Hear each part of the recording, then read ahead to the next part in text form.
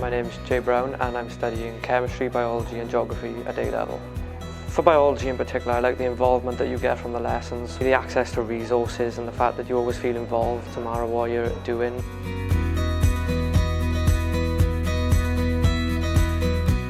After college I intend on going to university to study marine biology, and with the courses at Coleg Gwent I feel like they're specifically tailored to helping me go towards that, and that is evident with the application process, as every single university has got back to me saying how tailored and suitable these courses are and how good of a candidate that makes me as a result.